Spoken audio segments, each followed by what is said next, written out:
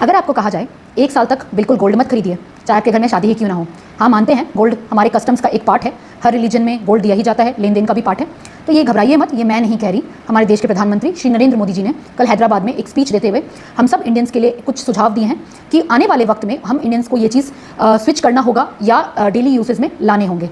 तो मैं मोदी जी से बस यही कहना चाहती हूँ कि मोदी जी आपने सुझाव तो दिया, बट आपने सिर्फ उसको एक डायरेक्शनल चीज़ें बोली हैं, मैंडेटरी नहीं करने बोला। जैसे कि आपने ये कहा कि साल भर आप गोल्ड मत खरीदिए, चाहे आपके घर में शादी क्यों ना हो, चलो गोल्ड नहीं खरीदेंगे। लेकिन आपने कुछ और पॉइंट्स भी बोला है, जैसे कि आपने ये कहा कि वर्क फ्रॉम होम जहाँ तक हो सके ऑफिसेज को अपने 50% वर्कफोर्स को वर्क फ्रॉम होम देना होगा।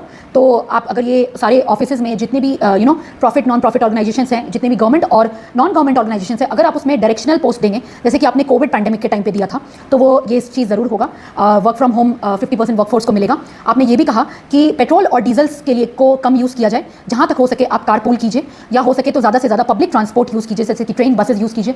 तो आप क्यों नहीं एक काम करते हैं कि ऑड इवन क्यों ना शुरू की जाए, क्योंकि आपको भी पता है कि एक घर में, इंडिया के कई तमाम घर हैं जहां एक घर में 4-4 5-5 गाड़ियां हैं और सब वर्किंग प्रोफेशनल्स हैं। तो हो सके तो आप अगर ये चीज़ है जो कि पहले भी ऑड इवन चला था दिल्ली में, आप वो भी कीजिए। और आपने ये भी कहा कि फॉरेन गुड्स को अभी यूज़ ना करके स्वदेशी ऑप्ट कीजिए, स्वदेशी गुड्स को ऑप्ट कीजिए जो इंडियन मेड गुड्स होंगे। और आपने अपने स्पीच में ये भी कहा कि फॉरेन ट्रिप्स को ना करते हुए इंडिया में घूमिए, ताकि इंडिया का पैसा इंडिया में ही रहे, इकोनॉमी इंडिया की बूस्ट हो। और आपने ये भी कहा है कि कुकिंग ऑयल का भी यूज़ कम से कम किया जाए। और आपने स्पीच में ये भी कहा कि जो डेस्टिनेशंस वेडिंग का जो आज प्रचलन है, जो स्पेशली फॉरेन कंट्रीज़ में जाके करने का है, वो आप क्यों ना इंडिया में किया जाए।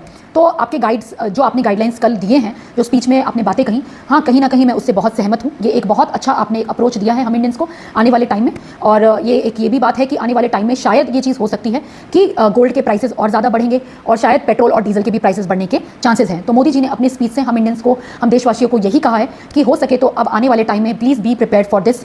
तो जो भी मोदी जी ने कहा मैं उससे बिल्कुल सहमत हूँ, वो जो भी अप्रोच लाना चाह रहे हैं मैं उससे बिल्कुल सहमत हूँ। आप सब क्या इससे सहमत हैं या नहीं, प्लीज़ अपने व्यूज़ को अपने कमेंट सेक्शन में, मेरे कमेंट सेक्शन में ज़रूर बताएं।